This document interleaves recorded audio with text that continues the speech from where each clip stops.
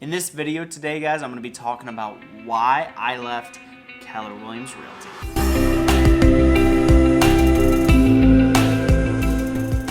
First off, before I get into why I left, let's talk about why I actually joined them in the first place. And you'll hear the same story from a lot of people, but I actually joined Keller Williams.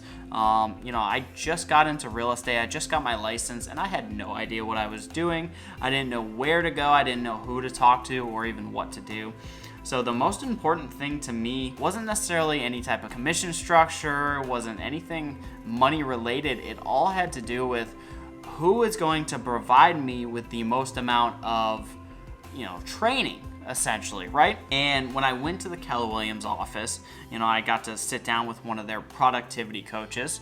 And, quick disclaimer, each Keller Williams office is independently owned and operated, right? So it can always be different, varying on where you're at. This is just my experience and my personal opinion. But back to the story. When I met with the productivity coach, he told me all about the training that Keller Williams would provide, in which that right there would be able to help get me started in the business, as well as showed me a lot of cool apps, or the cool app that Keller Williams has. They have their own app in which you can brand to yourself and send it to other people, in which me as a younger person, I thought that was really cool, right? I thought that was very advanced and it could make you look really good. And that was very important because I would try to look better to make up for my lack of knowledge in real estate, as well as they offered a really, really good CRM, essentially. So all that really caught my eye, but the most important thing was the training up front. And I did a lot of training up front, right? And it was good. I was very grateful for it. And it was definitely a very general type training of how you would potentially get clients or grow your business. But essentially along the lines of what my main takeaway from it was that you just need to go out there and potentially talk to people, right? Whether it be your friends, family, potential homeowners, right? But that was it from there. That was essentially it. It was, you need to go out there and make contacts, which that is 100% true from a real estate business perspective. Any real estate business, real estate agent, it's about the number of contacts and your conversion ratio and how good you can get at speaking to someone, essentially. And that was about it from there. They told me that you needed to talk to a bunch of people, and then that was it. You were on your own. If you wanted to get more advanced training, more advanced coaching, you had to either join a team or pay for coaching, essentially, in which I wasn't going to do that because I was already on a 65-35 split at my brokerage initially, because when you first start your first 3 transactions, or at least for my brokerage, we had a productivity coach. Normally it would be a 75-25 split on whatever your commission was. So if you made $10,000, you'd only get $7,500 and the brokerage would get $2,500. But in my case, I was at a 65-35 split. So I would only get $6,500, the brokerage would get $3,500. It's because 10% of that on my first 3 deals would go to my productivity coach, right? Which was a requirement when you first got into it. Your first 3 deals would go to the productivity coach, or at least that 10%, which they were very helpful, kind of along the same lines of just that basic get out there and make some contacts. As you know, and I'm sure as every real estate agent knows, that's not enough for someone to tell you to just go out there and talk to a bunch of people. It's a matter of potentially knowing how to speak with someone, and as well as knowing who the right people are to actually speak to. And not only that, is even if you do talk to someone, you talk to a potential circle prospect, or you're an expired listing and you call them and you somehow set an appointment, when you meet them at their front door and you end up sitting down with them at their kitchen table, there's no way in the world they're going to end up hiring you if you don't know how to sound professional and don't even know what you're talking about. In which that is something I had no idea from until I went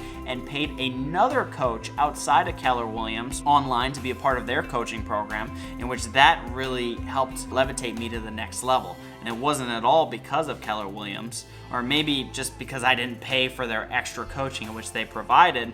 But I know there was, the value definitely wouldn't be there. It's more so probably would end up being accountability. But again, this is my personal experience. So my first year and a half in real estate, I stayed with Keller Williams Realty because it was okay, right? You don't know what you don't know. I didn't feel like I was getting a ton of support. It was kind of, you did all that initial training, you got a few deals underway. They slightly helped you out in regards to how to actually handle the transactions. but in regards to actually building an actual business and making lots of money, they definitely were not there for you in that regard. At least my specific brokerage was. So at that point, I'm a year and a half in the business, and I kind of learned a lot by trial and error. I was able to make a decent amount of money within my first full-time year as a real estate agent. And at that point, I was starting to not see the value in which I was paying them all this money. And it happened within a quick 1 month period in which I ended up paying them $10,000 worth of my commission in regards to splits. So they ended up getting $10,000 from me from all my commissions. And during that time, I had to really think, would I ever be paying an employee or anybody in the world $10,000 for what they just provided me that month? And the answer was absolutely not. When I know there's other brokerages that were offering a lot of the same things, potentially for a lot less. And at that point, when I had to pay $10,000 in commission within 1 month, and they essentially did nothing, right? There was no support. I handled everything on my own. There was no coaching involved. There's no classes I'm going to. I'm running my own business, and I'm paying them a lot of money for absolutely nothing. And at that point, that's when I decided to leave and go to another brokerage, in which now I'm at a brokerage. I'm at Dalton Real Estate Group, and there I only pay $79 a transaction and $79 a month. And at Keller Williams, I believe I was paying $40 a month. So I'm paying $40 more per month and only $79 a transaction versus 25% in total. It's made a huge difference in my business so far, just having that huge commission split difference. But here's the craziest thing is I'm at this flat fee brokerage, which is Dalton Real Estate Group in Florida. It's a Florida-based brokerage, online throughout the entire state of Florida. And I am getting about the same exact support that I got at Keller Williams Realty. But the thing is, Dalton Wade knows what they offer, and they understand what they offered, and that's why they're charging that price they are. And Keller Williams is slightly putting on that front to be able to either get newer agents or just agents that are making a lot of money and don't really care too much about the $18,000 cap. So if you're making anywhere from like $50,000 to $100,000 a year, roughly, consistently, the $18,000 cap at Keller Williams versus going to some type of flat fee brokerage like I'm at, it really doesn't make any sense. And it's a matter of, what would you do with that extra $10,000 if you could pay an employee, which makes a lot more sense in most people's minds. That's the main reason I ended up leaving, was I didn't really see the value in how much I was paying in commissions. And the month that I left, I had 3 transactions, and I was leaving the brokerage. They logged me out of my dot loop, which, if any real estate agent is watching this, they know and understand. The dot loop is the platform which we use to get all of our documents signed. It's where we keep all of our documents. We can send them for people to e-sign and different things like that. I was logged out while I still had 3 closings, getting ready to close that month, and this is the $10,000 that I ended up paying them for absolutely nothing. And on each transaction, because I was logged out, they actually charged me an extra $300 per transaction out of my commission, because they said that they had to handle the paperwork for me, which they did not. It was all done because I didn't even have access to it at that time. But that was, that's obviously a sucky situation. There's nothing you can do about it technically, but I just lost another $1,000 right there. So, not the best experience. The people there were great. The idea is great. Maybe I didn't take advantage of it enough to actually see what they could provide. But overall, my experience was, or at least at this specific brokerage, was not the best. It was, just like in real estate itself, it's every man for themselves.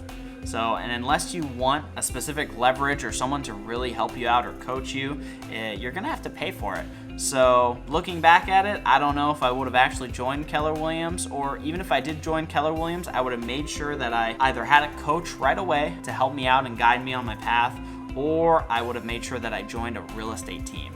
So in which I will be shooting another video on whether you should or should not join a real estate team. when you're first starting, so make sure you check that out. And that's it for the video, guys. Thank you so much for watching. If you have any questions for me about real estate, or maybe what brokerage you think you should join, just comment down below. I'd love to hear your thoughts. I'll answer back. And with that being said, I'll see you guys in the next video.